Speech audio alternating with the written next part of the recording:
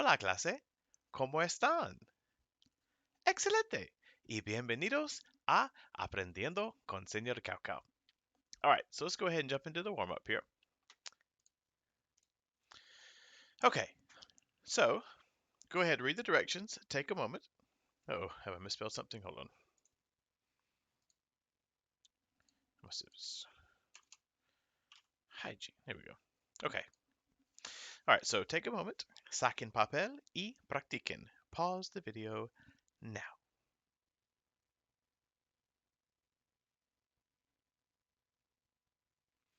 All right, it says pretend that you have been sleeping for 2 days and now you need to catch up on your personal hygiene.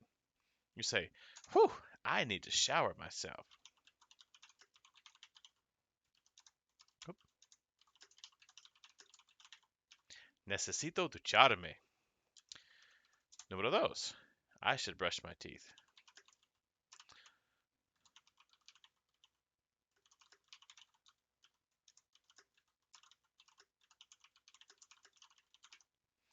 Debo cepillarme los dientes. I'm going to dress myself.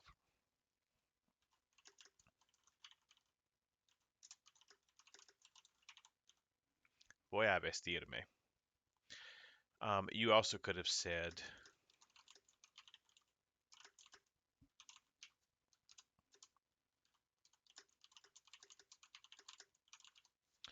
voy a ponerme la ropa.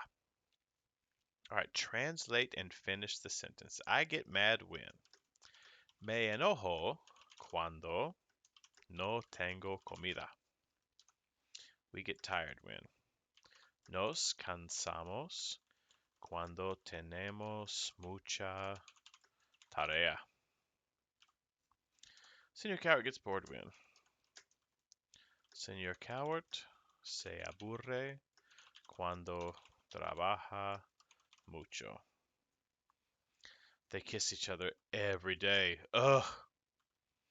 Se besan todos los días. Uy. And there we go.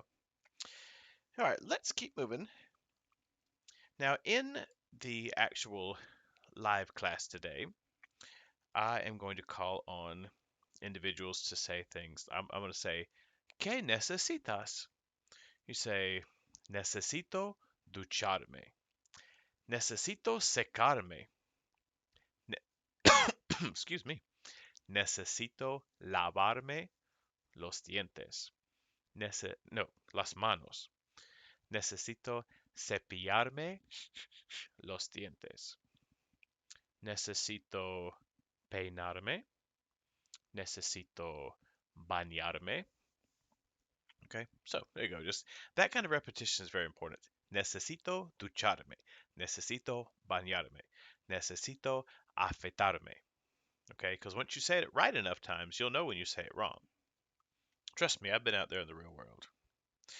Okay, anyway, so first of all, don't forget to study all of your vocabulary with this stuff.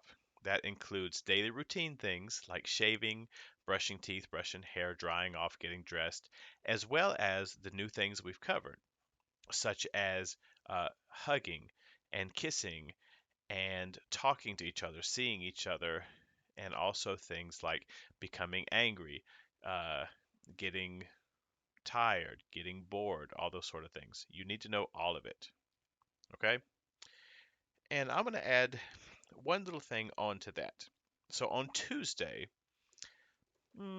maybe Wednesday, but probably Tuesday, we'll see. I'll kind of put a finger on the pulse and see how y'all are doing with it.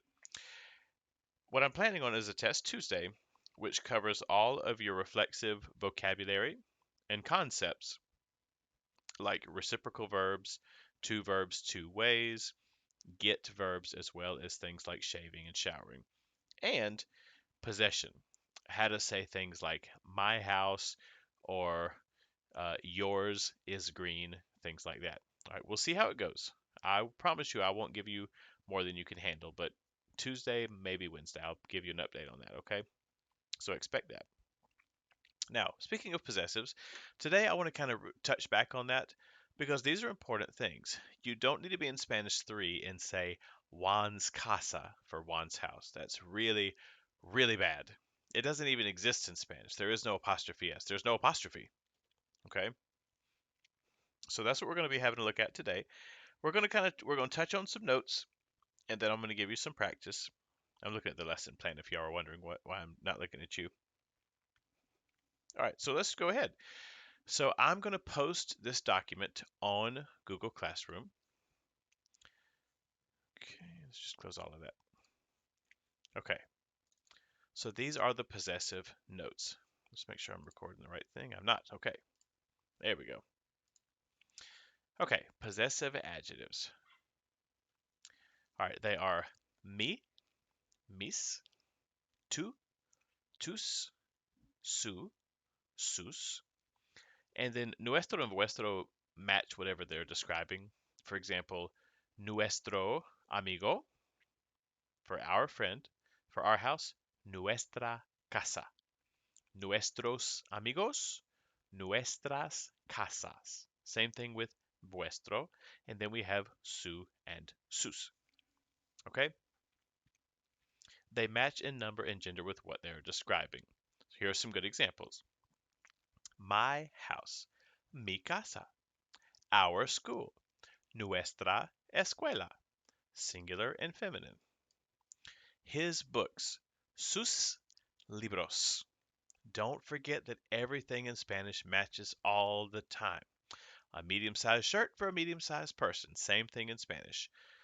If it's more than one book, it's got to be sus libros, his books. If it's his book, su libro. If it's their book, su libro. But if this is plural, so is this.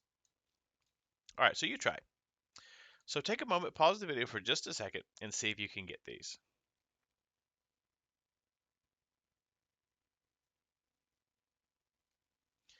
All right, her friend is tall. Su amigo es alto. That is a basic, simple sentence. Our dogs are big.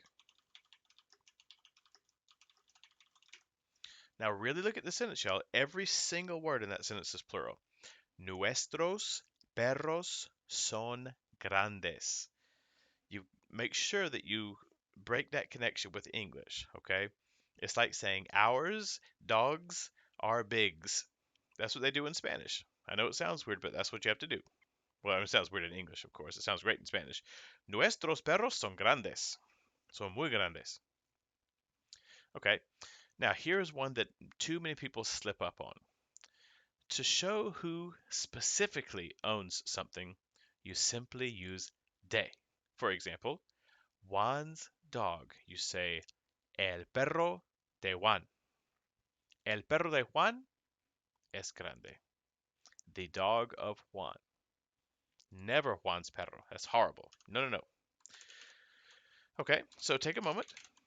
Elena's house is big. And remember, we're saying this how a Spanish speaker says it.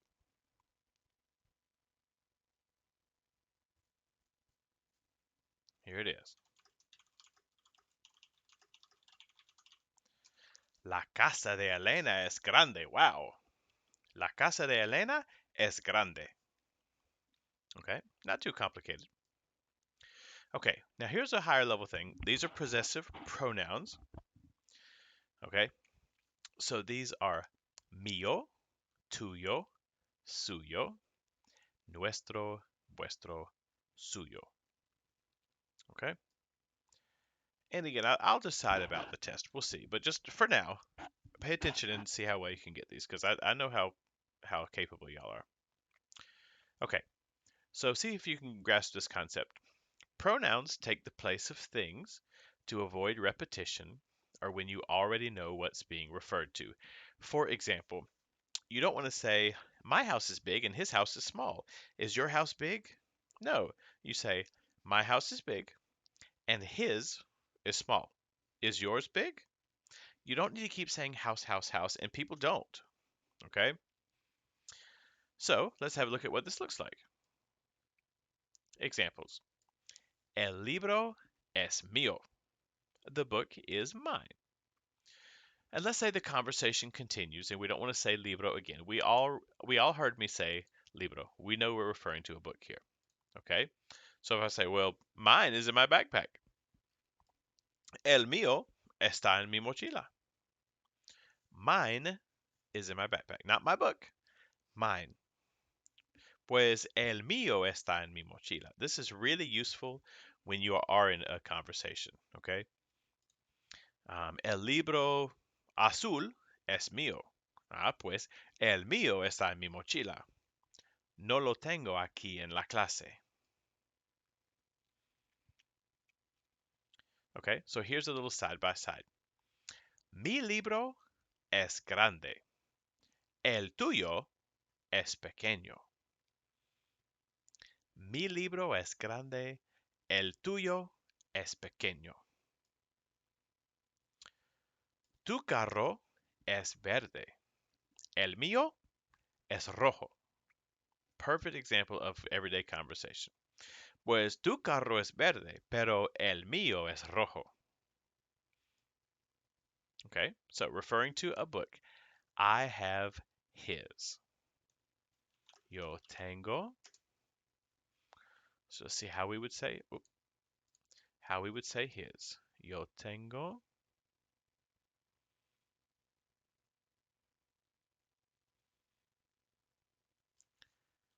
el suyo. And this seems like bad news, but it's actually good news. It says, just remember that there are multiple ways to say the same thing. El carro de Juan es rojo. Su carro es rojo. El suyo es rojo. El carro rojo es suyo.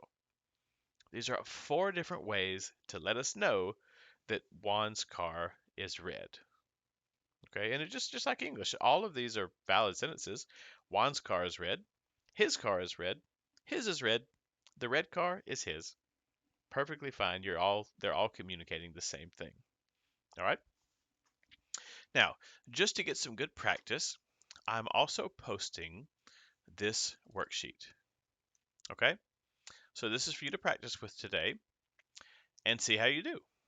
Okay? You want a free answer? All right, let's do one. Her primos son bajos. So we're saying her cousins are short. So what do you think? The answer is sus. Sus primos son bajos. Okay?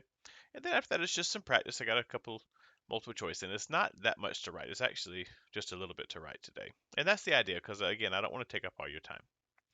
Okay? So I'm going to go ahead and post these, and you will see them by the time this video is live. All right. I'll see you then. Adios.